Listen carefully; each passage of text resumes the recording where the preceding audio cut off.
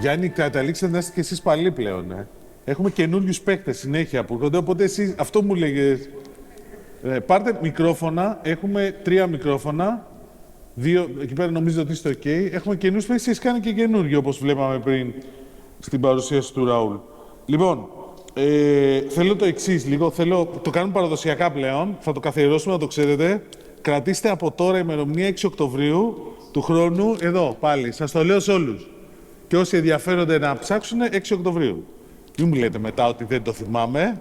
Εντάξει, το σημειώνω. Λοιπόν, θα ξεκινήσω πρώτα από τους 3 παρόχους που έχουν και κινητή τηλεφωνία. Λίγο να μας δώσετε μια εικόνα που βρισκόμαστε με το 5G και το 5G SA. Ξεκινήσω εγώ. Ξεκινά εσύ, ναι. Είσαι ο πιο... Όχι παλιό. Ποιος είναι πιο παλιός στην αγορά από τους 3 σας? Και οι 3 παλιοί είμαστε. Και 3 παλιοί. Και ο Νίκος πριν παλιός, Ναι. Έχετε περάσει όλοι από τη Vodafone. Πάναφορ. Πάναφορ άκουσα. Ναι. Ναι. Σοβαρά. Τι, στην πραγματικότητα. Ανοίγε. Ο Γιώργος μου προσέλαβε. Ναι. Οκ, εντάξει. Αυτά είναι, λοιπόν. Αυτά είναι τα ωραία. Γιάννη, τι να σε κάνω. Ναι, αλλά, λοιπόν. Ωραία, λοιπόν, ναι, ξεκίνα, Γιώργο. Λοιπόν, καλησπέρα σε όλους. Στο 5G, στην traditional κάλυψη, είμαστε στο 99% εδώ και 1,5 χρόνο. 99%. 99%. Έχουμε ξεπεράσει το 99% πληθυσμιακή κάλυψη. Στο 5G SA έχουμε ξεπεράσει το 75% πληθυσμιακή κάλυψη. Έχουμε επιστοποιήσει πάνω από 30 συσκευές 5G SA. Τα latest μοντέλα και τα πιο advanced της Xiaomi, της Samsung και τελευταία και της Apple, από το iPhone 15 και μετά. Όπως νομίζω θα είπε και ο εκπρόσωπος της Ookla, γενικά στο 5G SA είμαστε πάρα πολύ advanced. Είμαστε ανάμεσα στις Θα το φτάσετε 100% και εκεί? Ναι, θα προσπαθήσουμε. Με τα επόμενα χρόνια. Δεν έχουμε συγκεκριμένο πλάνο, αλλά έχουμε μεγάλο πλάνο επενδύσεων για τα επόμενα χρόνια για την ανάπτυξη του 5G SA δικτύου. Οκ, εντάξει. Άρα είμαστε σε πάρα πολύ καλό επίπεδο στην Ευρώπη. Είμαστε μέσα στις 5 χώρες με τις υψηλότερες ταχύτητες, Ναι. που δίνει δυνατότητα το 5G SA φυσικά. Έχουμε υλοποιήσει advanced χαρακτηριστικά όπως το network slicing. Το έχουμε υλοποιήσει καταρχάς στο fixed wireless access, το 5G Wi-Fi προϊόν που έχουμε λανσάρει. Και επίσης τις επόμενες εβδομάδες θα λανσάρουμε και μια καινούργια υπηρεσία που στηρίζεται στο network slicing. Δεν μπορώ να πω κάτι, αλλά θα τη δείτε τις επόμενες εβδομάδες. Θα έχει σχέση με AI? Όχι, όχι. Τώρα προσπαθώ Magenta AI άκουσες χθες, οπότε ναι. Ναι, προσπαθώ να... Ωραία. Ναι, υπηρεσία με network slicing. Θα είναι B2B, B2C. Έχω λόγο που Δεν μπορώ να το πω. Έστω αυτό. Δεν μπορώ να το πω. Κοίτα. Επίσης να πούμε, σαν development στο 5G SA, ότι θα δοκιμάσουμε στο τελευταίο τρίμηνο του έτους το L4S, αν το έχεις ακούσει. Τι είναι το L4S? Low latency, low loss, scalable throughput. Είναι ένα νέο χαρακτηριστικό για τις real-time υπηρεσίες, όπως το gaming, όπως το augmented reality, όπως το virtual reality. Και μέσα στο 2026 πιθανόν να δούμε και εμπορικές υπηρεσίες με το L4S. Επίσης να πούμε ότι έχουμε υλοποιήσει στο δίκτυο ένα άλλο χαρακτηριστικό του 5G SA, το RedCap, το οποίο δίνει δυνατότητα για καλύτερη διαχείριση των resources, των πόρων του δικτύου, αλλά και καλύτερη διαχείριση ενέργειας, μπαταρίας δηλαδή, από τους πελάτες. Και εντός του 2026 θα πιστοποιήσουμε κάποια wearables της Apple και άλλα πιθανόν, έτσι ώστε να δώσουμε αυτή την υπηρεσία. Τέλος να πω ότι με όλα αυτά τα advanced χαρακτηριστικά και τις επενδύσεις που κάνουμε στο δίκτυό μας, 11 φορές στη σειρά, είμαστε το καλύτερο δίκτυο της Ελλάδας με βάση την Umlaut, είναι η μεγαλύτερη εταιρεία μετρήσεων δικτύων στον κόσμο, και το ταχύτερο δίκτυο κινητής 9 φορές στη σειρά με βάση την Ookla. Ναι, ωραία. Αυτά. Μανώλη. Πρώτα απ' όλα ευχαριστώ πολύ για την πρόσκληση. Όπως είπατε και εσείς, νομίζω ότι αυτή η σύνθεση λίγο πολύ έχει παγιωθεί. Να πω και εγώ λίγο για το 5G. Και εμείς σαν Nova επενδύουμε συστηματικά στη τεχνολογία του 5G. Έχουμε ήδη φτάσει το 95% της πληθυσμιακής κάλυψης. 95% πληθυσμιακής κάλυψης στο 5G. Ενώ χαρακτηριστικό είναι τελευταία διετία Ο αριθμός των σταθμών οι οποίοι υποστηρίζουν την περιβόητη μπάντα εκεί στα 3600, το C-band έχει τετραπλασιαστεί. Και συνεχίζουμε με έντονους ρυθμούς. Αναμένουμε τα επόμενα 2 με 3 χρόνια πληθυσμιακή κάλυψη στην μπάντα των 3600 να ξεπεράσει το 80%. Τώρα, όσον αφορά τις υποδομές του 5GSA, και εμάς το δίκτυο αυτή τη στιγμή είναι έτοιμο για να παρέχει υπηρεσίες 5GSA. Στην πραγματικότητα ήδη έχουμε υλοποιήσει ιδιωτικό δίκτυο 5GSA με slicing για το Πανεπιστήμιο Πατρών, το οποίο είναι και για ερευνητικούς σκοπούς, υπάρχει και exposure layer, είναι ένα πλήρες δίκτυο 5GSA. Είμαστε αυτή τη στιγμή σε φάση υλοποίησης ενός έργου στον κλάδο της υγείας, σε ένα μεγάλο νοσοκομείο στο Θεαγένιο, προκειμένου επίσης... χρησιμοποιώντας το 5GSA. 5GSA, slicing και use cases, τα οποία είναι προσαρμοσμένα για smart health. Είναι ευρωπαϊκό πρόγραμμα. Άρα εσείς το πάτε λίγο διαφορετικά το 5GSA, το πάτε λίγο ανά project. Το καταλαβαίνω καλά. Αυτή τη στιγμή υπάρχει μια μεγάλη κινητικότητα όσον αφορά το κομμάτι της βιομηχανίας και στον κλάδο της υγείας για ιδιωτικά δίκτυα βασισμένα σε 5GSA και με use cases, τα οποία η αλήθεια είναι ότι σε κάποιες περιπτώσεις είναι αρκετά challenging. Πάντως δουλεύει το δίκτυο το 5G. Δουλεύει. Αυτή τη στιγμή, όπως εξήγησα, είμαστε ιδιαίτερα ενεργοί στα ιδιωτικά δίκτυα, με υλοποιήσεις όπως σας ανέφερα πριν. Μέσα στο επόμενο διάστημα, στους επόμενους λίγους μήνες, αναμένουμε και την εμπορική αξιοποίηση του 5GSA για προϊόντα FWA. Ήδη έχουμε FWA προϊόντα σωνών standalone δίκτυο. Αναμένουμε την αξιοποίηση του 5GSA για πιο αποδοτικά προϊόντα FWA και καλύτερη διαχείριση στον πόρο του δικτύου. Η εμπορική θα είναι φέτος? Στους επόμενους λίγους μήνες. Κατά πάσα πιθανότητα θα είναι ή στο τέλος του χρόνου ή πολύ νωρίς στο νέο έτος. Θα καταλάβεις μετά γιατί το ρωτάω αυτό. Εντάξει. Ναι. Τώρα, όπως είπα και πριν, εμείς βλέπουμε έτσι αρκετά μεγάλο ενδιαφέρον για ιδιωτικά δίκτυα στον κλάδο της βιομηχανίας, ειδικά στον κλάδο της υγείας, όπου βλέπουμε και έτσι σημαντικές ευκαιρίες. Περιοχές οι οποίες επίσης μας απασχολήσουν στο εγγύς μέλλον όσον αφορά το 5GSA προέρχονται και από τη μεγάλη αύξηση των συνδέσεων IoT. Ήδη βλέπουμε τα δίκτυα πρέπει να αρχίσουν να υποστηρίζουν μεγάλους αριθμούς από IoT. Ήδη ο ΔΔΕ έχει προκηρύξει διαγωνισμό για 2 εκατομμύρια συνδέσεις και μάλιστα έχουμε την τύχη σαν Nova να έχουμε πάρει σημαντικό αριθμό από τις συνδέσεις, 1 εκατομμύριο συνδέσεις, σχεδόν μισό εκατομμύριο ενεργές. Άρα, προϊόντος του χρόνου, το 5GSA θα αξιοποιηθεί και για την καλύτερη διαχείριση πόρων και στο κομμάτι του IoT. Βλέπουμε επίσης τα 5G δίκτυα να συγκλίνουν με υπηρεσίες κρίσιμων δικτύων, ειδικά για την πολιτική προστασία, push to talk υπηρεσίες. Αναμένουμε επίσης και το διαγωνισμό του κράτους για τις κρίσιμες επικοινωνίες πανελλαδικά, όπου τα δίκτυα εκεί ενσωματώνονται και με MCX applications και με MDR. Άρα βλέπουμε μια μεγάλη κινητικότητα που αξιοποιεί τους πόρους του δικτύου και στο 5G και στο 5GSA. Και μεσοπρόθεσμα νομίζω ότι θα αρχίσουμε να βλέπουμε και υπηρεσίες οι οποίες θα χρησιμοποιούν το exposure layer του 5G. Υπάρχουν και στο industry έτσι, κάποιες πρωτοβουλίες, κυρίως από προμηθευτές, που ενσωματώνουν τα δίκτυα κάτω από κοινές ομπρέλες για την αξιοποίηση τέτοιου είδους exposure, τέλος πάντων των στοιχείων του 5G δικτύου προς υπηρεσίες και developers. Αυτά εν ολίγης. Μια χαρά, εντάξει. Λοιπόν, Νίκο, εσείς, τώρα θα μοιραστείτε το μικρόφωνο. Έχει κι άλλο εκεί. Εντάξει, αφού Πάντο, Γιάννη, εσύ για να το είσαι μετά. αυτό δουλεύει, είμαστε μια χαρά. Εντάξει, παιδιά, θα τα βρούμε αυτά. Καλησπέρα και από μένα. Πρώτα απ' όλα να απολογηθώ για την περσινή μου απουσία από το πάνελ, λόγω Γι' αυτό σου είπα σημείωση την ημερομηνία από τώρα. Ήταν σπόντα. Το κατάλαβα. Εντάξει, γι' αυτό το είπα. Λόγω ανηλυμένων υποχρεώσεων θα φροντίσω να μην. Αυτό το θυμάμαι, δεν ήταν ότι δεν ήθελες. Εντάξει, δεν πήγε. Το μικρόφωνο λίγο πιο κοντά. Το 5G και σε εμάς τη Vodafone έχει φτάσει στα τελευταία στάδια, αν θέλετε, της ανάπτυξής του. Στους επόμενους μήνες, αρχές του 2026, θα έχουμε εμπορική διάθεση στις μεγάλες πόλεις της Ελλάδας και όχι πανελλαδικά. Το 5GSA αυτό.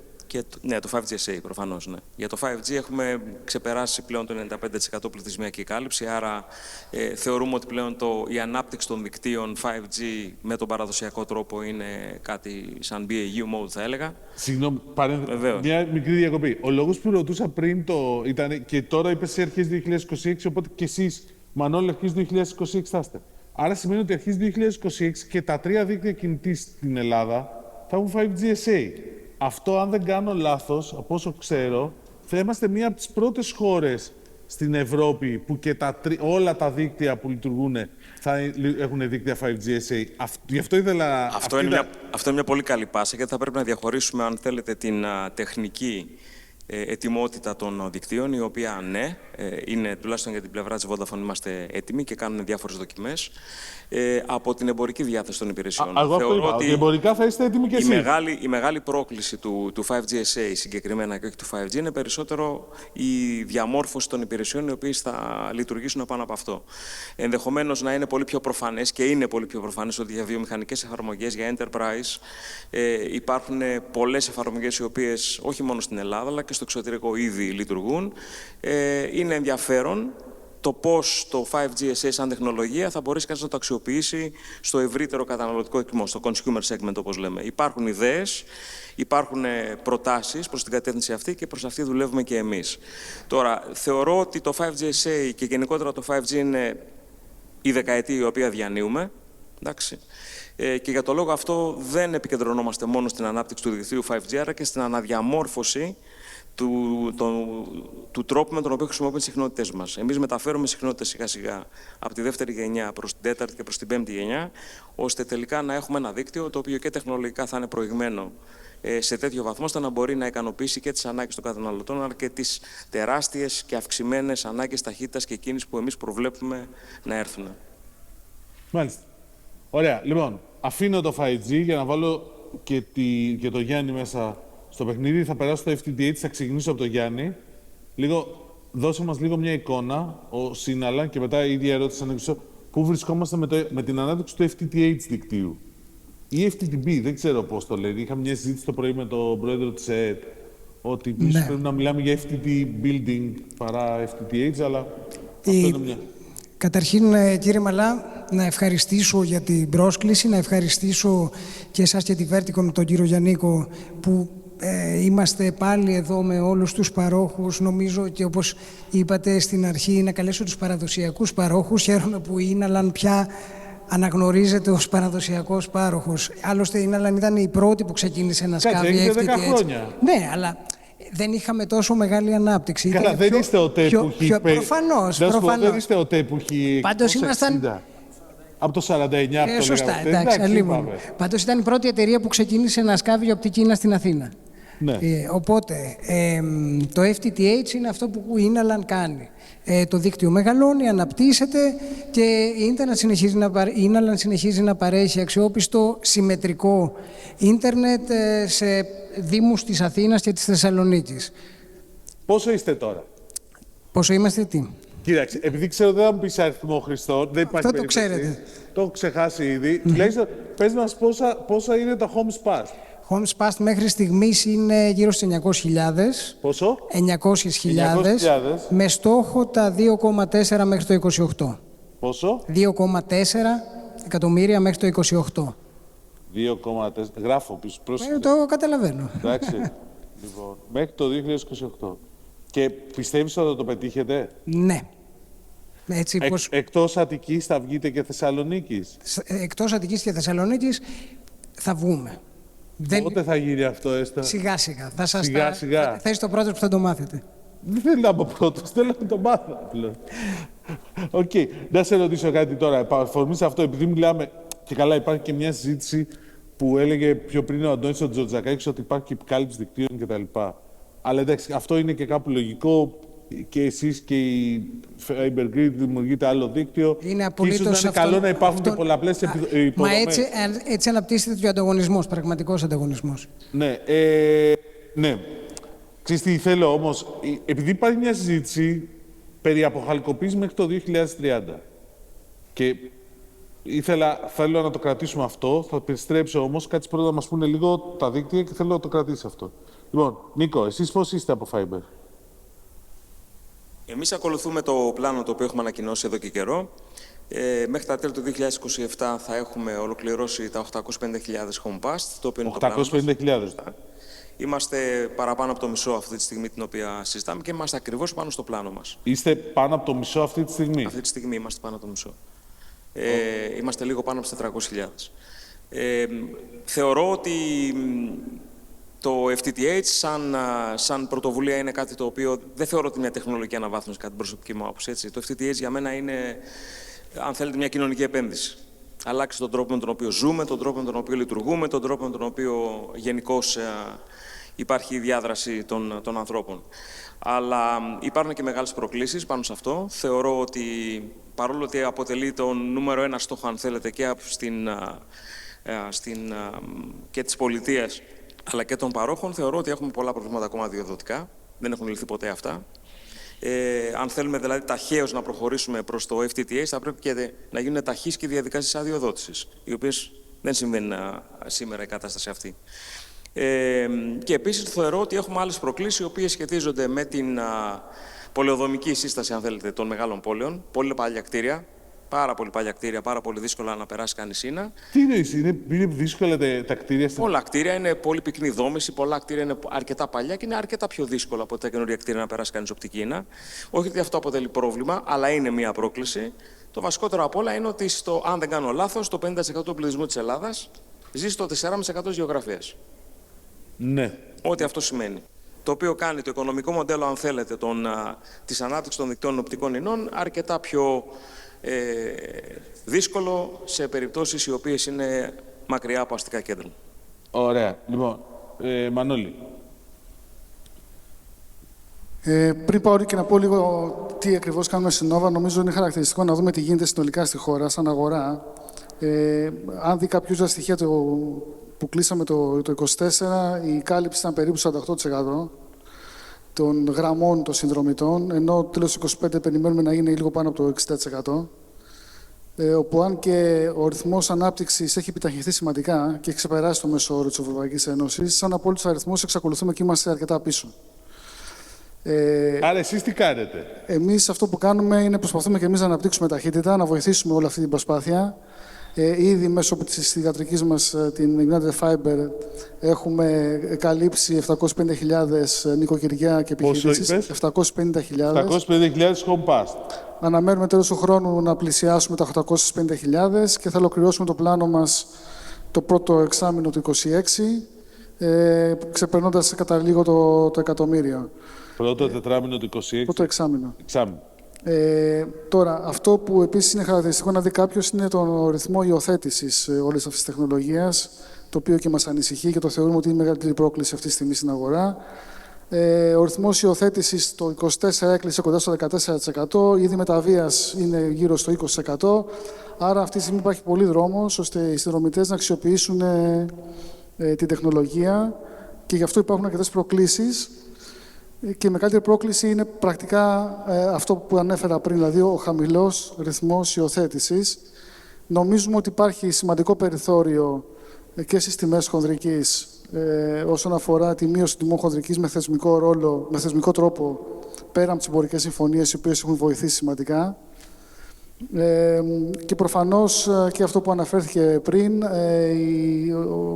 ο χρόνος αδειοδότησης από τις Δήμους, κάποιες έτσι επιπλέον επιπλοκές που δημιουργούνται από κάποιες τοπικές προδιαγραφές τεχνικές. Όλα αυτά είναι προκλήσεις. Η τόνωση της ζήτησης επίσης είναι πολύ σημαντική. Έχει βοηθήσει σημαντικά η πολιτεία και με τις πρωτοβουλίες και το Smart Readiness και του Gigabit Voucher. Υπάρχει όμως και εκεί περιθώριο να βελτιωθεί λίγο από πλευράς γραφειοκρατίας και να τονωθεί ακόμα περισσότερο η ζήτηση. Και γιατί όχι, οι πρωτοβουλίες αυτές να επεκταθούν και μελλοντικά και με επιπλέον κονδύλια και να μονιμοποιηθούν. Άρα, κατά κλείδι, νομίζω ότι η σημαντικότερη πρόκληση είναι ο χαμηλός ρυθμός υιοθέτησης, παρά την προσπάθεια των παρόχων να καλύψουν με γοργό ρυθμό τη χώρα, γύρω στο 28 νομίζω θα καλυφθεί κοντά στο 85%. Αυτά. Ωραία. Γιώργο. Από πλευράς FTTH, τέλος Οκτωβρίου θα είμαστε στα 2 εκατομμύρια γραμμές και στο τέλος του έτους θα ξεπεράσουμε τα 2.100.000 και έχουμε πλάνο με τις επενδύσεις που θα κάνουμε τα επόμενα χρόνια το 2027 να ξεπεράσουμε τα 3 εκατομμύρια γραμμές. Το κλασικό αυτό δεν αλλάζει. Ναι, το πλάνο μας. Να πούμε επίσης ότι έχουμε ολοκληρώσει την εσωτερική καλωδίωση σε πάνω από 250.000 κτίρια. Έχουμε 500.000 πελάτες, πάνω από 500.000 πελάτες σε οπτική ίνα, 420.000 σε δικές μας υποδομές και τις υπόλοιπες σε υποδομές των ανταγωνιστών, ενώ φιλοξενούμε επίσης και τους ανταγωνιστές πάνω μας. Να πούμε επίσης ότι οι υποδομές μας υποστηρίζουν ταχύτητες 10 Gbps. Έχουμε λανσάρει στις αρχές του έτους το πρόγραμμα των 3 Gbps. Φιλοτικό δεν το έχετε αυτό? Όχι, αυτό είναι εμπορικό. Το 3 Gbps είναι εμπορικό. Το 3 Gbps είναι το 10 νομίζω. Ναι, έχουμε κάνει πιλωτικά και στα 10 και στα 50. Το είχαμε πει και πέρσι. Επίσης, έχουμε λανσάρει 2 πολύ σημαντικές υπηρεσίες για fixed broadband και για FTTH φυσικά. Είναι η υπηρεσία Always Online, όπου όταν έχεις βλάβη στη σταθερή σου γραμμή, αυτόματα μέσω του κινητού σου τηλεφώνου αποκτάει πρόσβαση και backhauling το CPE σου, έτσι ώστε να έχεις το service μέσω της κινητής τηλεφωνίας και μπορείς να το ορίζεις και να το αλλάζεις στο application. Και επίσης πρόσφατα λανσάραμε και μια νέα υπηρεσία, Fiber to the Room, η οποία δίνει τη δυνατότητα να αναπτύξεις δίκτυο οπτικών ινών εντός του σπιτιού, έτσι ώστε να έχεις gigabit experience σε κάθε γωνιά του σπιτιού σου, πραγματικό gigabit experience. Αυτό. Μεγάλο νόημα, γιατί αν πηγαίνεις μέσω Wi-Fi ή μέσω καλωδιώσεων Cat5, Cat6, έχεις απώλειες, έχεις... Αυτό θεωρώ ότι είναι αν έχεις μεγάλο σπίτι, δεν ξέρω. Για γκαρσονιέρα δεν είναι σίγουρα, αλλά σε κάποια σπίτια που έχουν κάποια δωμάτια μακρινά είναι gigabit experience σε όλο το σπίτι. Και έχω τόσες λύσεις, ξέρεις, που μου λέγανε Wi-Fi. Θέλω κάτι. Επειδή έχουμε μια συζήτηση ongoing που γίνεται, την ξεκίνησα το πρωί δηλαδή και ουσιαστικά θέλω, ξέρεις, είναι και στο κλείσιμο. Πόσο εφικτή είναι η αποχαλκοποίηση του δικτύου μέχρι το 2030? Συνεχίζω. Ναι. Το πάω έτσι. Έχουμε 2 μεγάλες πρωτοβουλίες για την αποχαλκοποίηση. Τον Απρίλιο ανακοινώσαμε το πρώτο αστικό κέντρο, το οποίο θα γίνει Copper Switch Off στο Ωρεόκαστρο Θεσσαλονίκης. Θα γίνει, υπάρχει χρονοδιάγραμμα με βάση τη ρυθμιστική αρχή. Υπάρχει συγκεκριμένο πλάνο, όπου στους 6 μήνες σταματάς να πουλάς, στους 18 μήνες αρχίζει το migration και πρέπει να το έχεις τελειώσει εντός των 36 μηνών.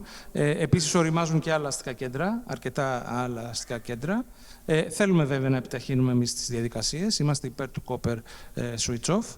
Οπότε θα δούμε με βάση το πιλωτικό που θα γίνει στο Ωρεόκαστρο ποιο θα είναι το χρονοδιάγραμμα για την αποχαλκοποίηση της χώρας.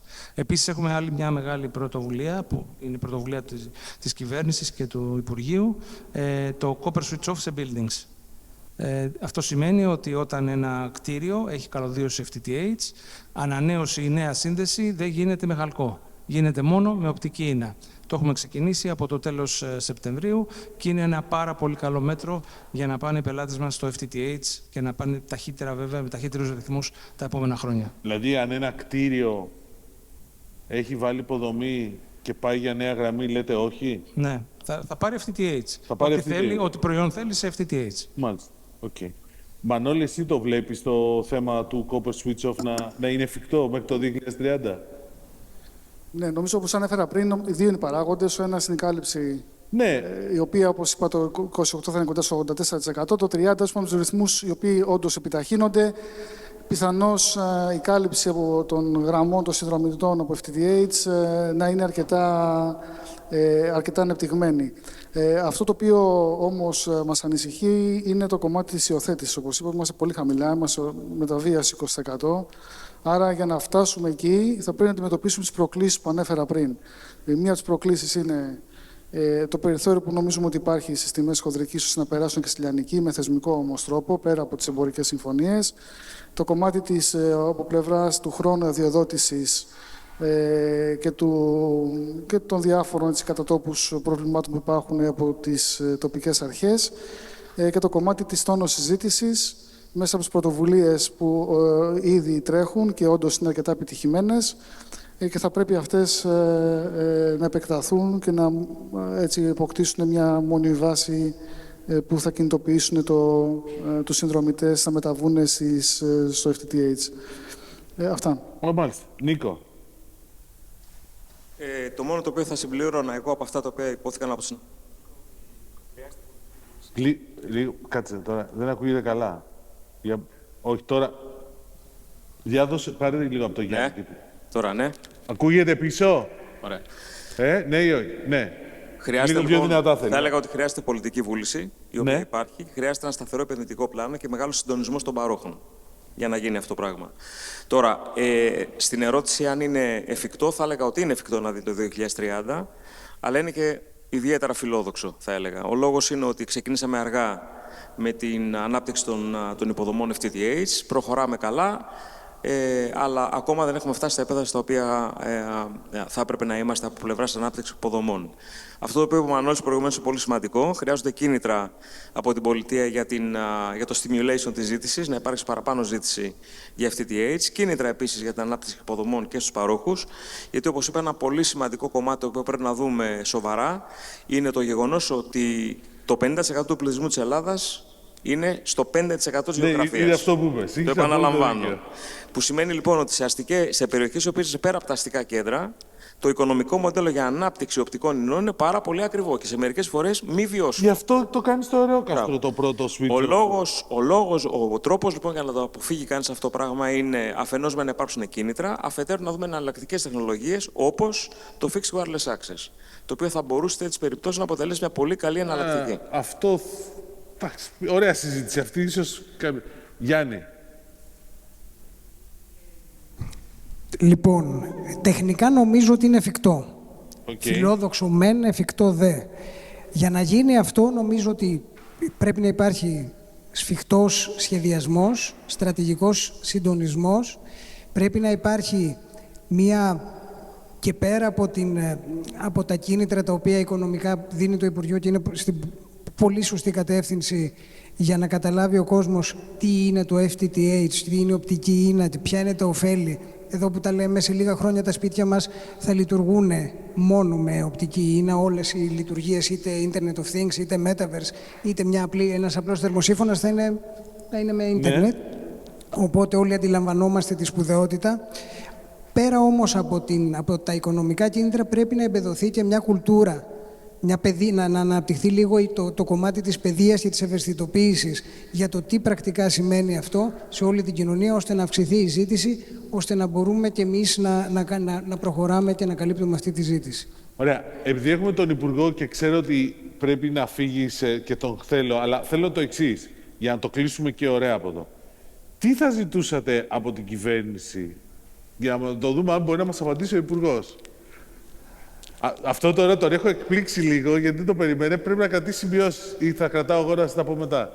Για να ξεκινήσουμε έτσι τώρα. Καταρχήν να ευχαριστήσουμε την κυβέρνηση, γιατί ήδη έχει κάνει αρκετά πράγματα, ας πούμε στο επίπεδο των αδειοδοτήσεων που ομοθήμως αναγνωρίζουμε ότι είναι μια κοινή πρόκληση, έχει κάνει το είδη έλευσης. Αυτό και εδώ είναι, ζητούμε την πίεση του Υπουργείου προς τους Δήμους, προκειμένου το είδη έλευσης να υλοποιείται από όλους για όλους. Γιατί πολλές φορές οι Δήμοι βρίσκουν κάποια προσκόμματα, υπάρχουν κάποιες διαδικασίες και τελικά περνάμε σε μια κατάσταση που είναι όχι 2 μέτρα, 2 σταθμά, αλλά γίνονται καθυστερήσεις. Παρά περισσότερη πίεση προς τους Δήμους. Ακριβώς. Αυτό είναι το ένα. Και το δεύτερο, αυτό που εμέσως είπα πριν, καμπάνιες επικοινωνίας για ευαισθητοποίηση, για ανάπτυξη της παιδείας, για την αναγκαιότητα της οπτικής ίνας στην Ελλάδα και τι πρακτικά σημαίνει αυτό για τον κόσμο. Νίκο. Θα έλεγα περίπου τα ίδια πράγματα, ότι νομίζω ότι χρειαζόμαστε ένα σταθερό περιβάλλον και προβλέψιμο, το οποίο είμαστε προς σωστή κατεύθυνση. Χρειαζόμαστε επίσης να συνεχίσουμε τις πρωτοβουλίες που έχει η πολιτεία όσον αφορά την παροχή κινήτρων για ανάπτυξη υποδομών και την επιτάχυνση μάλλον της ανάπτυξης των υποδομών και κίνητρα για τον τελικό καταναλωτή. Και η πρότασή μου εμένα θα ήταν στο πλαίσιο το αδειοδοτικό, το οποίο αποτελεί ένα από τα σημεία τα οποία πονάμε και είναι και χρονοβόρο, η δημιουργία μιας ψηφιακής πλατφόρμας υπό τη λογική του One Stop Shop, όπου θα παίρνει κανείς την αδειοδότηση end-to-end, μάλλον θα βελτιώσει πάρα πολύ τα προβλήματα. Ψηφιακής πλατφόρμας για τις αδειοδοτήσεις. Βέβαια, end-to-end όμως. Θα δημιουργήσει, θα έλεγα, μεγάλα κίνητρα για να γίνουν πολύ πιο γρήγορα δουλειές που σήμερα μπορούν να πάρουν και μήνες ολόκληρους, με κάθε ένα δήμο και κάθε μία διαφορετική αρμόδια αρχή να παίρνει αποφάσεις κατά το δοκούν, όταν θέλουν, άμα θέλουν και όπως θέλουν. Μανώλη. Θα πρωτοτυπήσω εγώ και θα αναφερθώ σε πράγματα που έχουν να κάνουν με την ανάπτυξη του 5G, μιας και να μην επαναλάβω Ναι. αυτά που είπαν οι συνάδελφοι. Νομίζω ότι είναι σημαντικό να ολοκληρωθεί η πρωτοβουλία που έχει πάρει η πολιτεία αυτή τη στιγμή σε σχέση με την αρμόνιση των ορίων ηλεκτρομαγνητικής ακτινοβολίας και εναρμόνιση με τα όρια που υπάρχουν στην Ευρώπη και αυτά που προτείνουν οι διεθνείς οργανισμοί όπως η ΚΝΙΡΠ. Νομίζω αυτό είναι σημαντικό για να μπορέσουμε να αξιοποιήσουμε το διαθέσιμο φάσμα και να μπορέσουμε να χειριστούμε και την κίνηση που, αν δεν κάνω λάθος, σχεδόν κάθε 2 χρόνια διπλασιάζεται στα δίκτυα. Ομοίως, να ολοκληρωθεί και ο κύκλος της εξέτασης των τελών, το οποίο χρειάζονται για την μίσθωση συχνοτήτων για τις μικροκλιματικές ρεύξεις. Επίσης, σημαντικό κομμάτι για την ανάπτυξη δικτύων στο επαρχιακό κομμάτι της χώρας. Και να μην μείνει πίσω σε αυτή την κούρσα τέλος πάντων των ταχυτήτων και των πρωτοπόρων υπηρεσιών FWA και όλο αυτό το περιβάλλον. Και τέλος, νομίζω ότι επίσης μπορεί να βοηθήσει η πολιτεία στο να βληθούν λίγο η τεχνοφοβία που υπάρχει αυτή στην κοινωνία γύρω από τα δίκτυα κινητής τηλεφωνίας και 5G, όπου σε κάποιες περιπτώσεις βλέπουμε ότι αυτή η τεχνοφοβία υιοθετείται και από κάποιους δήμους, από κάποιες τοπικές αρχές και θα θέλαμε να έχουμε όλο το οικοσύστημα των αρχών να είναι αρρωγός μας και όχι απέναντί μας. Αυτά. Γιώργο. Ναι, έχει γίνει πάρα πολύ καλή δουλειά στο Υπουργείο τα τελευταία χρόνια. Οι πρωτοβουλίες με τα κουπόνια είναι Δεν πολύ ακούγεσαι λίγο κάτω, λίγο πιο... Είναι Ναι. ανοιχτό, είναι ανοιχτό. Λίγο πιο Οι δυνατά. πρωτοβουλίες με τα κουπόνια είναι πάρα πολύ σημαντικές και πρέπει να συνεχίσουν. Μιλάω για το Gigabit κουπόνι και μιλάω και για το Smart Readiness κουπόνι, για τα κτίρια δηλαδή και για το Demand. Είναι πάρα πολύ Μ' σημαντικά. αρέσει όταν μου δίνετε πάσα για την πρώτη ερώτηση, ναι. Ναι. Επίσης, θα θέλαμε κάποια βοήθεια με τους Δήμους και τις τοπικές αρχές στο UFBB1. Είναι το έργο που τρέχουμε σε remote περιοχές. Δεύτερη πάσα, ευχαριστώ. Ναι, και θα έλεγα ότι στο Copper Switch Off πρέπει ίσως να συζητήσουμε, να δούμε λίγο τους χρόνους υλοποίησης, λίγο να τους βελτιώσουμε. Αυτό για το switch off νομίζω ότι είναι και πιο πολύ έτσι. Ωραία. Αυτά. Λοιπόν, σας ευχαριστώ πάρα πολύ. Ένα χειροκρότημα παρακαλώ.